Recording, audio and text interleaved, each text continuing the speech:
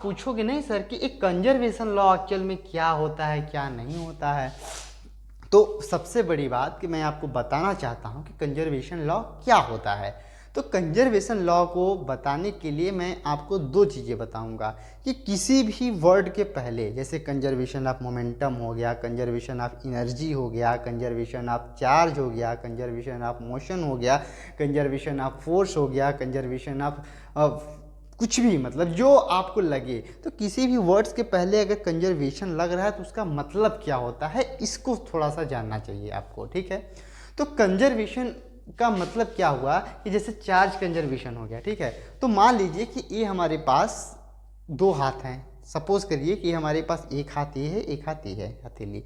यहाँ पर हमारे पास, आगे मैं एक लड्डू की परिभाषा लेकर बता रहा हूँ, फिर आपको समझ में आएगा। तो ये हाँ, यहाँ पर इस हाथ में हमारे कितने लड्डू हैं, 4 लड्डू हैं। कितने लड्डू हैं, 4 लड्डू हैं।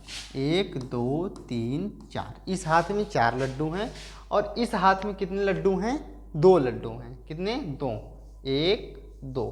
तो टोटल जो लड्डू हुए यहाँ का मिलाकर के 6 लड्डू हुए कि नहीं, 4 इसका 2 इसका, 6 लड्डू। हाँ, अब मान लीजिए कि एक लड्डू निकाल करके मैंने इस हाथ में रख दिया, ठीक। तो यहाँ कितने हो गए, 3, और यहाँ पर कितने बचे, एक को हमने कट कर दिया, तो यहाँ 3 बचे।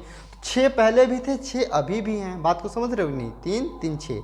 तो इसका मतलब क्या हुआ कि ये एक लड्डू का क्या हुआ, कंजर्वेशन ऑफ लड्डू हुआ। मतलब समझ में आया कि नहीं, कि कुल मिलाकर के चीज़ें क्या हो रहती हैं, कांस्टेंट रहती हैं। समझ में आया, चीज़ें बदलती नहीं हैं। तो यही क्या होता है, हमारा कंजर्वेशन होता है। अब चार्ज कंजर्वेशन की बात करते हैं कि यहाँ से मान लीजिए कि ये हमारे पास कोई टुकड़ा है, सपोज करिए कि यह हमारे पास क्या है, कोई टुकड़ा है। समझ में आया, ये हमारे पास कुछ है, कॉटन है या कुछ है, ठीक है, या बिल्ली का खाल है, ठीक है, कैट का खाल है।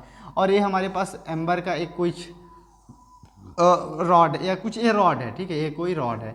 अब जब इसमें हम रगड़ेंगे तो जब फ्रिक्शन इसमें कराएंगे, हम क्या कराएंगे, फ्रिक्शन कराएंगे, तब हम देखते हैं क्या कि जो चार्ज होता है ना, यहाँ से कुछ, मान लो यहाँ पर 10 चार्ज हैं इसमें, मान लो कि आप यहाँ पर 10 चार्जेस हैं, ठीक है, चलो, और यहाँ पर कितने हैं, 20 चार्जेस हैं। तो टोटल मिलाकर के कितने हुए, पहले ये 20 10 30 चार्ज हुए कि नहीं, बिल्कुल हुए। हाँ, अब जब रगड़ा हमने तो हो सकता है कि 5 चार्ज यहाँ चले आएँ, तो 5 चार्ज यहाँ चले आएंगे, तो 20 10 ये 25 हो गया, और ये 5 माइनस हो गया। फिर भी तो इन दोनों को जोड़ेंगे तो 25 और 5 कितना हुआ, 30 चार्ज हुआ कि नहीं। तो एक क्या हुआ हमारे पास, इसी को हम लोग क्या कहते हैं, कंजर्वेशन ऑफ चार्ज की बात करते हैं। अब समझ में आया कि चीज़ें क्या रहेंगी, कांस्टेंट रहेंगी, बस एक जगह से दूसरे जगह वो चली जाएंगी, लेकिन पहले जगह जितनी थी तो वहाँ से कुछ कम होंगी। कुल मिलाकर के चीज़ें, क्वांटिटी हमारी पहले जितनी थी उतनी ही रहेंगी। समझ में आया, इतना आ गया।